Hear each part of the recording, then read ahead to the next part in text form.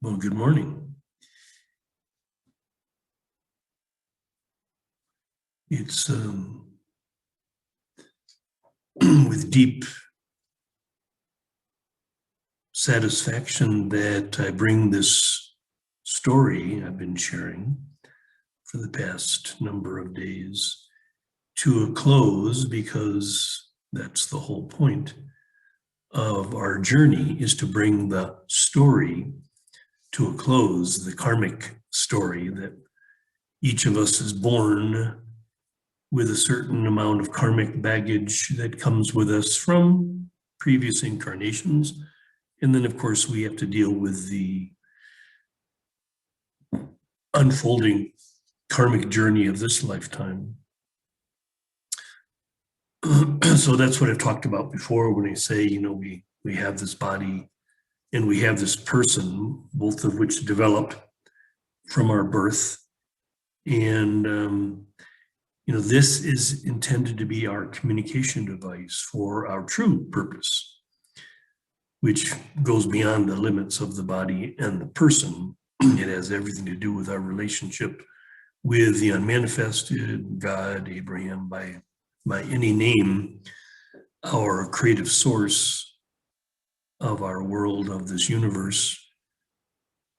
And that is our function. Our function is our happiness. So the whole point of this journey is to arrive at a place where we can be fully available without interference patterns to serve this function and to be fully alive, fully whole, happy, and free. So that was the point of the story that I shared, was to show how one individual dealt with his karmic baggage. And the last part that I shared about seeing the hatred that I had for my father transformed into love, the holiest of all places on earth is where this occurs. And so this was the completion piece for me in 2005. I was able to let go of my marriage with Suzanne and my business. I knew it was time to realize the full destiny as Sun King for this lifetime. So it was really a pretty exciting time in the period in 2006, 2007, 2008, because basically I was just searching for where, what, with whom. I knew it had to do with this intentional community, the OASIS Center for Conscious Living, and there would be some momentum to develop that in Minnesota. What ended up happening after a couple of years of exploring other places, other possibilities around the country, I had looked into the possibility of establishing a community. In fact, I did briefly in Asheville, North Carolina. There was a possibility I was invited to transform a spa into a teaching facility for A Course in Miracles in Truth or Consequences, New Mexico. There was possibility that I would settle in Sarasota, Florida. Anyway, all of those possibilities did not work out, so I ended up back in Minnesota, actually settled in Stillwater, Minnesota, because that's where my best friend was and still lives. And so I stayed with her for a bit, just kind of searching for what's the next thing. And I ended up getting a very brief job as a live-in chef at a elderly facility. And that was interesting because, again, kind of moving in that direction, intentional community. Here's one way, a senior living facility. But anyway, I ended up meeting this woman as part of my mission of service. I was actually teaching a class in based on Eckhart Tolle's work of The Power of Now. Anyway, a woman in that class had this situation. She had a flower farm, which was becoming a venue for weddings in Stillwater, Minnesota. So I ended up visiting with Cindy and just had this idea that at least for a period of years, I think we had a basic agreement that it would be 5 years. It turned out to be 6. I would work for her in the summer from May until October, managing the farm and being the caretaker of this property. And then I would have the 6 months off in the winter to continue my search, because I had come to realize that it wasn't really going to be possible, or certainly wasn't likely. But I basically decided that this possibility of having an intentional community and a retreat center would happen better outside of the United States. And I also had this thing since 9/11 that I pretty much didn't feel like I wanted to live in the United States. So this was what would happen. And starting in 2009, and then the winter of 2009, 2010, that I would begin exploring other possibilities. And the first place that I went to was Costa Rica, and spent the two winters there, and then 2 winters in Colombia, and then spent time in Ecuador and Peru, and eventually chose Ecuador, and particularly Cuenca, Ecuador, as the place. So actually the process in Minnesota was very lovely, because in 2009, Lynn Cole and myself and a group of others created the OASIS Center for Conscious Living. And it was not really an intentional community as far as living together, but we participated in projects together, primarily gardening. But we would get together weekly, and with the intention of talking about spiritual evolution, talking about what was going on, sort of preparing for time wave 0 in 2012.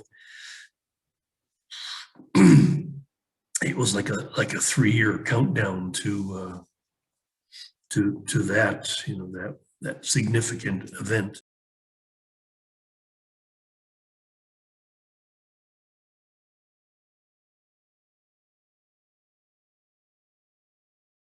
December 21st, 2012. So it was a juicy time, a lot of birthing, a lot of new possibilities. Again, the place, when I chose Ecuador, it would still take me 6 years in Ecuador to find this place where I am now, the OASIS Center for Conscious Living Ecuador, which is located on a exquisitely beautiful piece of land about 30 minutes outside of the city of Cuenca. And so this is my paradise fully realized. And one of the things that was really amazing, because I remember when I did a completion piece with a woman in Asheville, North Carolina in 2008, it really was the end. And she sort of declared she was a shamanic breathwork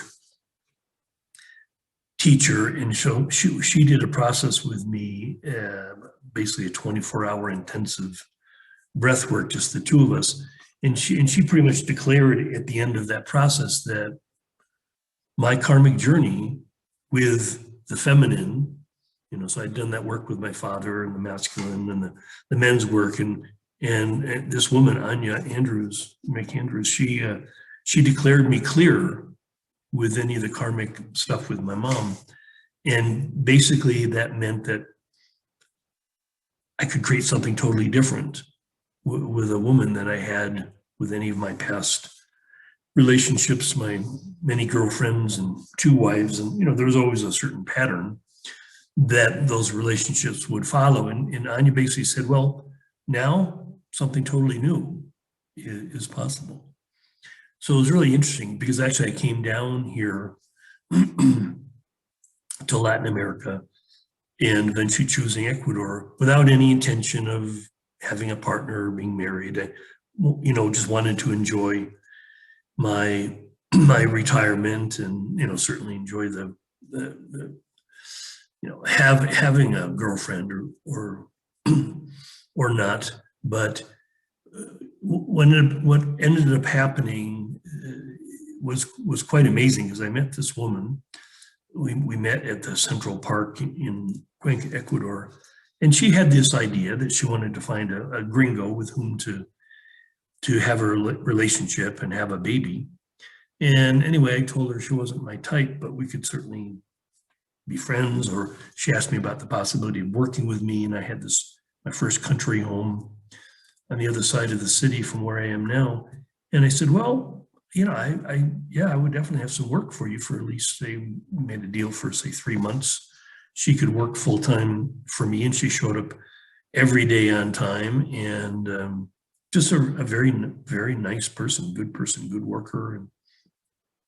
But again, we didn't have a personal relationship. She was just my employee, but we became friendly, and she shared with me more about her life. She was, Ecuadorian, but very good English. She was educated, she's actually an accountant by education and experience. And then she asked me one day if I would consider helping her out. She explained to me how in her culture, a woman without a child, without married, but more without a child, really doesn't have sort of a level of status within the family that's very good. It's more like an unmarried woman without a child would live at home with the parents and basically be a servant to the parents. And that was her situation at 37. And she said, well, what do you think about helping me make a baby? And I remember just again, that voice for God that always whispered, pay attention. And I remember thinking to myself, wow, I'd never had the opportunity in either of my 2 marriages. My ex-wives both had children, didn't want any more.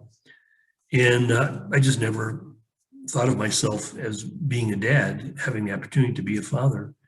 And so when Kati asked me that question, I said, okay.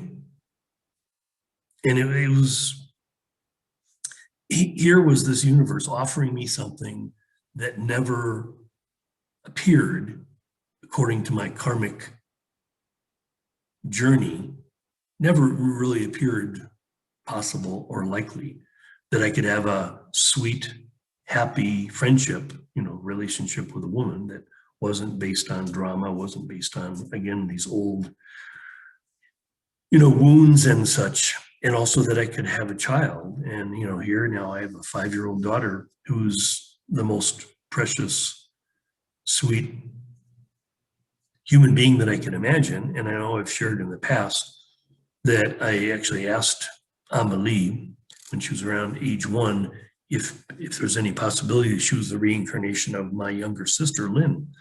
And she said, yes, she was. And again, I'm not assuming she understood exactly what I meant, but I think just intuitively, she just said yes.